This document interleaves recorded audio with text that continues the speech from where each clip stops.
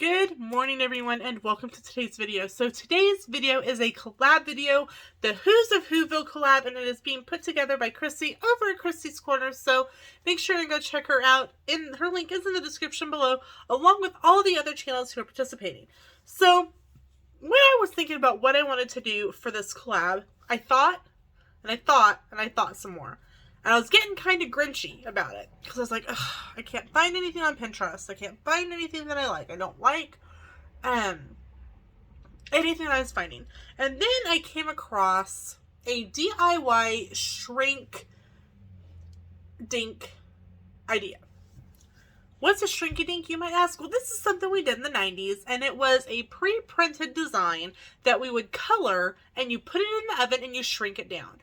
And like, you know how if you're on TikTok, you see all these unlock this core memory, and I was like, oh my gosh, I remember doing these in school. And the funnier part is I remember doing them in 5th grade, which is the grade that I am a para in. So it all kind of comes around full circle eventually. So I did some looking, and I will be referencing an article from chaoticallyyours.com, their DIY Shrinkadink article, and I will link it in the description below as well. So here's the things that you're going to need, and they consider it a retro craft. So 90s kids were now officially retro. So the first thing you're going to need is a flat piece of number 6 plastic. Now you're probably wondering, Lena, what the heck is number 6 plastic? Well, I'm going to show you. My guess is that around the holidays you probably have some, or you could go to Dollar Tree and get some. It's the lid off of a cookie tray. And literally, I hijacked this from my parents' house. And if you're wondering if it's number 6 plastic, you can... Hold on, let's fight it on this one again. It's the whole reason I hijacked it, y'all. I know I saw it, because I'm like, I'm taking it. Hold on. Okay. You can't really see it, but it's right underneath my finger. It's got the recycle symbol and the number 6. So you can find this, like I said, this is the lid off of a cookie tray. You can go to Dollar Tree and get 2 pans for $1 as of this video, maybe more in your area by the time you're seeing this video. So you just need the top. You'll want to make sure it's good and clean and dry before proceeding. You will need permanent markers, and I actually bought a brand new batch of permanent markers just for this project. I got these off of Amazon, 30 different colors. You will need parchment paper to put your plastic on once it's going in the oven. Tool-wise, you will need a pair of scissors. You will need a sheet pan, and you will need, optional, a hole punch. You will need a hole punch if you're planning to make this into a keychain or maybe a bracelet charm or an ornament. There's also another way to do an ornament, which is the way we're going to do it when these are all done. So, next, we're going to do the instructions. The instructions from Chaotically Yours say, locate a flat piece of number 6 plastic. We have it right here. Make sure it is clean and dry. Preheat oven to 350 degrees, standard temperature. Using permanent markers, which we have right here, decorate shapes and designs on your plastic. Cut out the plastic with the knowledge that it will shrink down to about 1/3 its original size. So make sure that when you are decorating it, if you're printing something off to trace, as we're going to be doing, that it's a decent size when you start. Place your, let's go back. I skipped a step. If you plan to make a charm, punch a hole in your design before baking. Arrange your plastic pieces on the sheet pan with a piece of parchment paper underneath to prevent sticking. Place your baking sheet, place your baking sheet on the middle rack of your oven. Watch your DIY Shrinkadinks closely. They will curl up and then flatten out again as they shrink. The whole process should take somewhere only between 2 to 3 minutes. Remove pan, let your design cool. Enjoy. So a note. Melting plastic may let off fumes. Please make sure you well ventilate your area when completing the project. Children should never use the oven unsupervised, so have a parent complete the oven steps of this project, obviously. So, because we're in WhoVille for this collab, I am doing a Christmas tree, a Who tree. So let's get started, and we are going to do the tracing onto the plastic, color it, cut it out, and get it in the oven. Let's get going. So the first thing I'm going to do is I'm actually going to cut my design out of the paper. I'm not going to cut like intricately cut. I'm just going to go around it so that I don't have a whole sheet of paper that I'm dealing with. Ta-da. Okay, so the next thing I'm going to do is I'm going to decide what side I want to do my decorating on. And I think I'm going to do it on the inside here because it'll be easier to color on. So next, I'm going to lay my piece of paper facing to the side I want to color. And so that it doesn't move, I'm going to use a piece of tape, a couple of them actually, and tape it to the plastic. That way in the middle of drawing or designing, it doesn't move. Ta-da! Okay, so next we're going to pick our colors. Obviously, we're going to need black because we're going to trace our tree. Let's get these open. Check them out. Get how they open.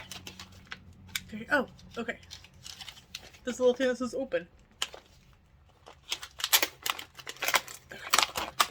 So, we're going to need a black, we're going to need a green, we're going to need a yellow,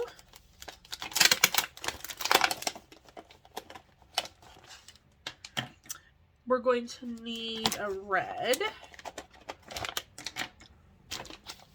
and then we're going to need some other colors for ornaments, but these are the main colors that we're going to start with. So, the plan is, before we start on this, talking it out before I do this, we're going to trace in black and let it dry a little bit, and then go back with the green for the tree and the red for this like little ribbon that's kind of zigzaggy through the tree, a yellow for the star, and then use a couple different colors for the ornaments because we know how colorful who's like their ornaments.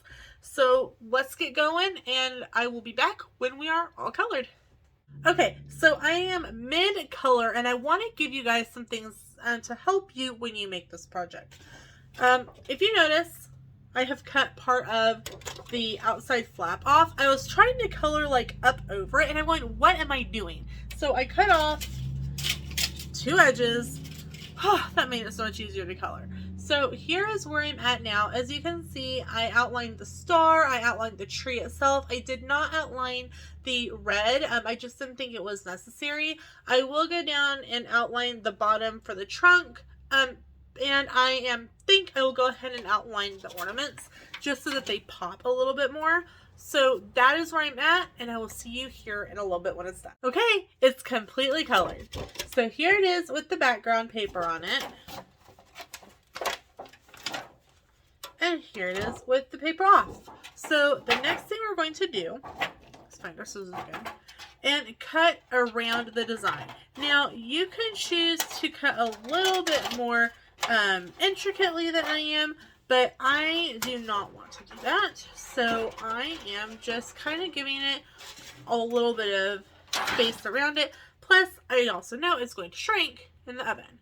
So I want to give it plenty of size to shrink when it does. All right. So here it is, all cut out. So next we are going to go put it in the oven, and we're going to watch it, and I will try to video it, but it might get a lot of steam, so we'll have to see.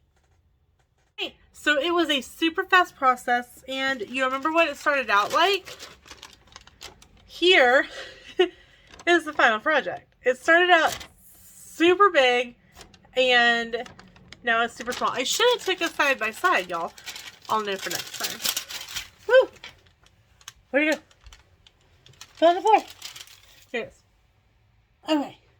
So it is literally fresh out of the oven. Still a little warm. But did that not turn out super cute? And like I said, and you saw, and it was so super easy to make. So what you can do, you can pre-punch a hole like it talked about, or we can take a little bit of hot glue and put a ribbon on it and just hang it on the tree. Shrinky Dinks. Who remembers Shrinky Dinks? And if you notice, it got a lot thicker as it shrank. Like it just went shunk. He makes me happy. So you also do any of you guys remember in the 90s we had those rubbing stones, like worry stones? You 100% can use this as a worry stone. I like it. My little companion, my little worry tree. And the colors come out so much more vibrant after it shrinks. It like really, shrinks the color together too. So you get a much darker green and darker red and pink and blue. As you can see. Come on, focus. Alright. So, that's it for this video. I hope you guys enjoyed it. Oh, did you hear that? That is the Shrinky Dink. Definitely a lot more harder than it was to begin with.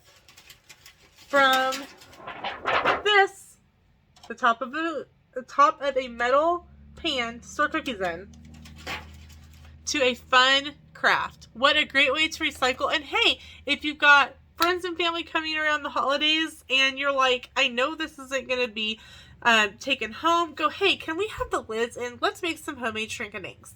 So that's it for today's video. Go check out everyone else's video who's participating in this collab, and we'll see you tomorrow for another video. Bye everyone!